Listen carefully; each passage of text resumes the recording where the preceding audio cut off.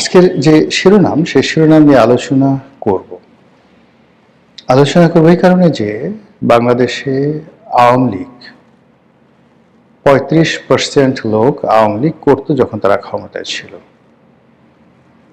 এই গত ১৭-১৮ মাসে অনেকে হয়তো ভয়ে চুপ হয়ে গেছেন, অনেকে মনের মধ্যে শরিয়াতে আওয়ামী লীগ, নতে নৌকা, তালিব্যস্বতে শেখ হাসিনা, বতে বঙ্গবন্ধু এই জিনিসগুলো পোলাপানের মতো সারাক্ষণ জিকির আজকার করে। আর আওয়ামী লীগ জামানাতে যারা সুবিধাভোগী ছিল তাদের একটা বিরাট অংশ সুর পাল্টে ফেলেছেন, ভোল পাল্টে ফেলেছেন। অনেকে ডক্টর মোহাম্মদ ইউনূসের যারা তাবেদার ছিলেন তাদের সঙ্গে মিলেমিশে গিয়েছিলেন। অনেকে আবার এখন যে তারেক রহমান সাহেব বা বিএনপি ক্ষমতায় আসছে তাদের সঙ্গে আসলে ভোল পাল্টে একত্র হয়ে গেছেন। কিন্তু সেই লোকের সংখ্যা কত? 5 ভাগ, নট মোর দ্যান দ্যাট। তাহলে 35 ভাগ থেকে যদি আপনি 5 ভাগ বাদ দেন তাহলে থাকে 30 ভাগ। অন্যদিকে ধরুন জাতীয় পার্টি, এরপর আওয়ামী লীগ জোটে যে সকল বাম সংগঠন ছিল, তারপর কিছু মানুষ কোনো দল করতেন না কিন্তু শেখ হাসিনাকে, বঙ্গবন্ধুকে, মুক্তিযুদ্ধের পক্ষের শক্তিকে পছন্দ করতেন। এদের সংখ্যা তো আসলে কোনো অবস্থাতেই 20 ভাগের কম ছিল না। আর এই লোকগুলোর একটি অংশ কিন্তু কমেনি, তারা রয়ে গেছেন। তাহলে কি হলো? এদিকে রইল 20 ভাগ আর এদিকে রইল 50 ভাগ। এই 50 ভাগ লোক, অর্থাৎ আওয়ামী লীগের 30 ভাগ আর আওয়ামী লীগের বাইরে 20 ভাগ, এই 50 ভাগ লোক প্রতি মুহূর্তে জানতে চায় শেখ হাসিনা কবে আসবে। প্রতি মুহূর্তে তারা শুনতে চায় আওয়ামী লীগের আমলে কি কি ভালো কাজ হয়েছে, আর বিএনপি শত চেষ্টা করে সেই ভালো কাজগুলো কেন করতে পারবে না। এই কথাগুলো যদি আপনি বলেন তারা রাত জেগে জেগে এই কথাগুলো শুনবে। এরকম একটা মানসিক অবস্থা তাদের তৈরি হয়ে গেছে। বাকি যে 50 ভাগ, এই 50 ভাগ এখন অর্ধেক অর্ধেক হয়ে গেছে। বিএনপির দিকে অর্ধেক 25 ভাগ, আর জামাত এবং তাদের যারা সহযোগী তাদের মধ্যে চলে গেছে 25 ভাগ। আবার বিএনপির পক্ষে যে 25 ভাগ আছে এটাও যদি আপনি ভাগ করেন তাহলে আপনি দেখতে পাবেন যে যারা ক্ষমতা পেলেন, সুযোগ সুবিধা পেলেন, পদ পদবি পেলেন তাদের একটা অংশ, আর আরেকটি অংশ রয়েছে আফসোস লীগ, যারা পাননি। তো তারা বিভিন্ন নেতিবাচক কথা বলছে, দীর্ঘশ্বাস ফেলছে, সরকারের পদে পদে ভুল ধরার চেষ্টা করছে এবং ঘরের মধ্যে থেকে তারা পরের কথা বলে যাচ্ছেন। ফলে বোঝার চেষ্টা করেন যে আমাদের যে রাজনৈতিক অঙ্গন, সেই রাজনৈতিক অঙ্গনে কি ধরনের একটা বিরূপ পরিবেশ এবং পরিস্থিতি বিরাজ করছে। এর ফলে কি হলো? সত্যের দিকে কেউ ধাবিত হচ্ছে না, বাস্তবতার দিকে কারো কোনো নজর নেই। কোথায় গুজব আছে, কোথায় মিথ্যা কথা আছে, কোথায় গল্প আছে, কোথায় কাহিনী আছে, এসব নিয়ে মানুষ ভীষণ রকম ব্যস্ত। এবং এই ধারাবাহিকতা আজকে যে শিরোনামটি দিয়েছি সেই শিরোনামে সামাজিক যারা কন্টেন্ট ক্রিয়েট করেন ইউটিউবে এবং অন্যান্য সামাজিক মাধ্যমে, ফেসবুকে, তাদের মধ্যে বেশ কয়েকজন আছেন গুরুত্বপূর্ণ। তারা একটি খবর প্রচার করছেন, সেটি হলো বাংলাদেশের বর্তমান সরকারকে জাতিসংঘ নাকি, আবার আমি নাকি বলছি বিকজ এটা সামাজিক মাধ্যমের খবর, আমার কাছে কোনো তথ্যপত্র নেই। তো তারা নাকি জনাব তারেক রহমান সাহেবকে খুব কঠিন ভাষায় চিঠি দিয়েছে।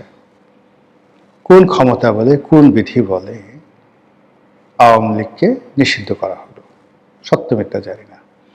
আবার এই ধরনের চিঠি একাধিকবার ডক্টর মোহাম্মদ ইউনূসকে দেওয়া হয়েছে, এই ধরনের প্রচারও ছিল। তো ইউনূস জমানাতে এই ধরনের প্রচার এবং প্রোপাগান্ডার ব্যাপারে কোনো কথা বলা হয়নি। আবার এই যে কন্টেন্ট ক্রিয়েটাররা যে ধরনের খবর ছড়াচ্ছেন সেই খবর নিয়েও কিন্তু এখনো পর্যন্ত বিএনপির পক্ষ থেকে কোনো প্রতিক্রিয়া দেখানো হয়নি। ক্ষমতা কেন্দ্রিক যে প্রেস এবং মিডিয়া রয়েছে এবং ক্ষমতাকে তদবির করা যে সাংবাদিকরা রয়েছে, তারা খুব সুকৌশলে এই বিষয়গুলো এড়িয়ে যাচ্ছেন। আর এগুলো যত বেশি এড়িয়ে যাচ্ছেন তত বেশি সামাজিক যারা কন্টেন্ট ক্রিয়েট করেন বা ইউটিউব বা অন্যান্য যে গণমাধ্যম নয়, সামাজিক মাধ্যম যারা প্রভাবশালী, তারা এই বিষয়গুলোকে আবার সামনে টেনে নিয়ে আসছেন। ফলে প্রতিদিন, প্রতি মুহূর্তে, প্রতি ক্ষণে আওয়ামী লীগের যে অপরিহার্যতা, প্রয়োজনীয়তা, এটি মানুষের মন এবং মস্তিষ্কে ছড়িয়ে যাচ্ছে। এটার যে কতটা গুরুত্ব, সেই গুরুত্ব বিএনপি বুঝতে পারেনি, কিন্তু জামাত বুঝতে পেরেছে। তো জামাত যখন বুঝতে পেরেছিল, বুঝতে পারার কারণে তাদের একটা বিরাট বট বাহিনী ছিল। সেই বট বাহিনী অবিরতভাবে গত 4-5 বছর ধরে আওয়ামী লীগের বিরুদ্ধে তারা প্রোপাগান্ডা ছাড়াতো। কিন্তু তারেক রহমান সাহেব ক্ষমতা লাভের পর, বিশেষ করে তিনি যখন বাংলাদেশে এলেন 25 তারিখে, এরপর থেকে জামাতের যে বট বাহিনী, তাদের প্রচার এবং প্রোপাগান্ডার ধরন সামান্য আওয়ামী লীগের দিকে সামান্য আছে, আর বাকি বেশিরভাগ সময় এখন তারা বিএনপির বিরুদ্ধে, তারেক রহমানের বিরুদ্ধে, তারেক রহমান সাহেবের পরিবারের বিরুদ্ধে। সেই সাবেক 1-11 সময়টিতে কী কী হয়েছে, তার আগে 2001 থেকে 2006 পর্যন্ত বিএনপি কী কী ভুল করেছে, আবার এখন বিএনপির লোকজন কি করছে, এগুলোকে ঠাট্টা, মশকরা, টিটকারি, স্যাটায়ার, প্রতিটি ভাষায় কার্টুন দিয়ে, গল্প দিয়ে, কাহিনী দিয়ে, মিথ্যাচার দিয়ে বা সত্য এবং মিথ্যার সম্মিলন ঘটিয়ে মানুষের মনে বিএনপি সম্পর্কে এরকম একটা ধারণা তৈরি করে ফেলা হচ্ছে যে এ সরকার চালাতে পারবে না, এ সরকার বেশি দিন যাবে না। তারেক রহমান সাহেব আসলে কি করতেছে আমরা কিচ্ছু বুঝতেছি না, ভালো হচ্ছে না, এটা করার কি দরকার ছিল? মানে একটা রাষ্ট্র এবং একটা সরকারের যত গুরুত্বপূর্ণ কাজ রয়েছে, সব গুরুত্বপূর্ণ কাজকে জনগণের দৃষ্টিতে বিচার, বিশ্লেষণ এবং বিবেচনায় অপ্রয়োজনীয়, অপ্রান্তীয় বলে প্রচার করা হচ্ছে।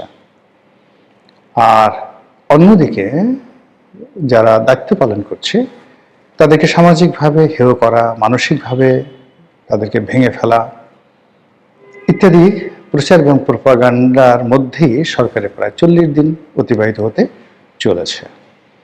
এই 40 দিনের মধ্যে আমরা শুধুমাত্র সরকার এটা করবে, ফ্যামিলি কার্ড করবে, ওটা করবে, খাল কাটবে, বড় বড় পরিকল্পনার কথা শুনেছি। দ্বিতীয় যমুনা ব্রিজ হবে, দ্বিতীয় পদ্মা ব্রিজের মতো মেগা প্রকল্প হবে, ইত্যাদি ইত্যাদি অনেক কিছু।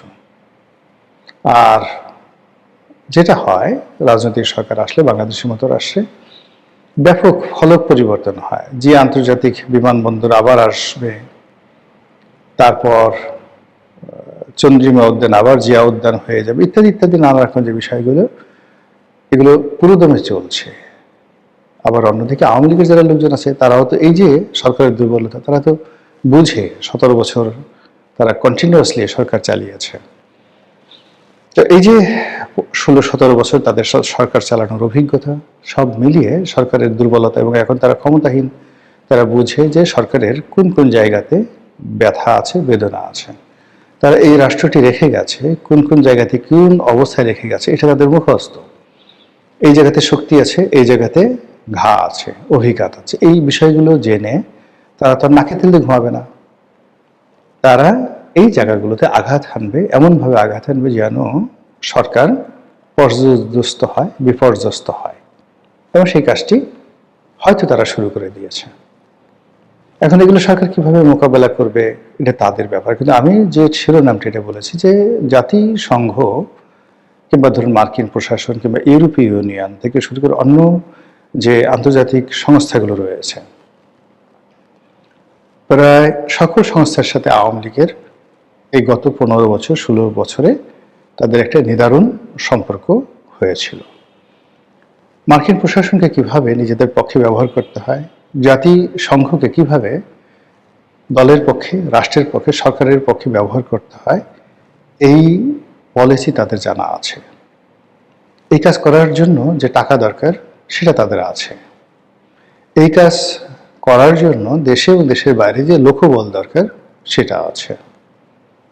কাজে তারা এরকম কাজ করবে, এটাই স্বাভাবিক।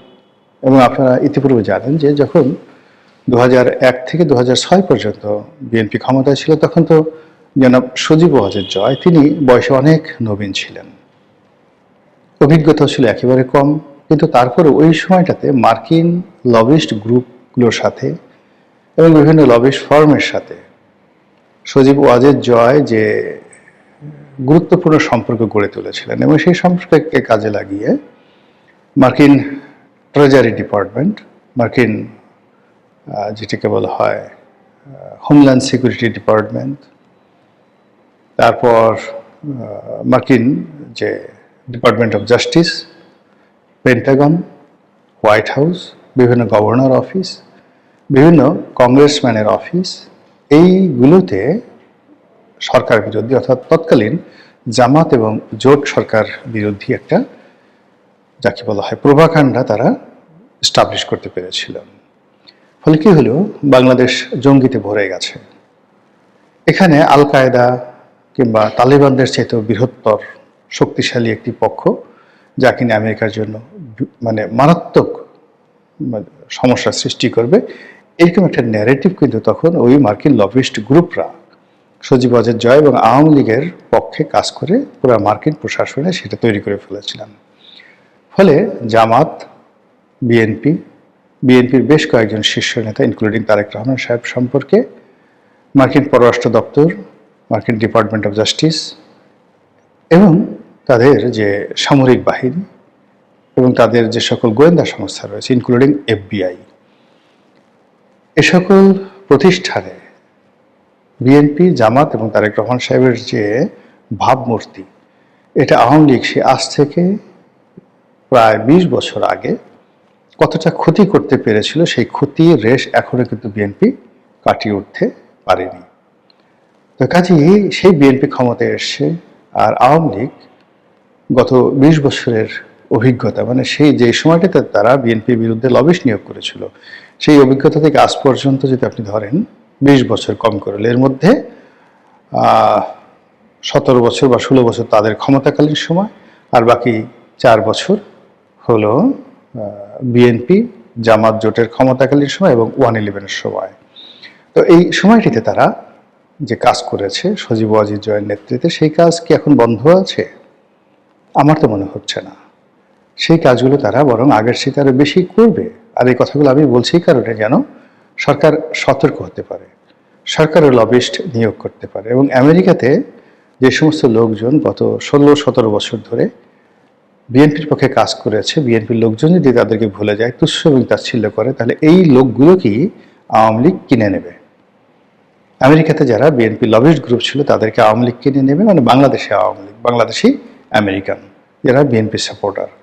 এবং তখন পুরো পরিস্থিতি কিভাবে বুমেরাং হবে, আশা করি বিএনপি যারা কর্তা ব্যক্তি তারা অনুধাবন করার চেষ্টা করবেন। আসসালামু আলাইকুম ওয়া রাহমাতুল্লাহি ওয়া বারাকাতুহু।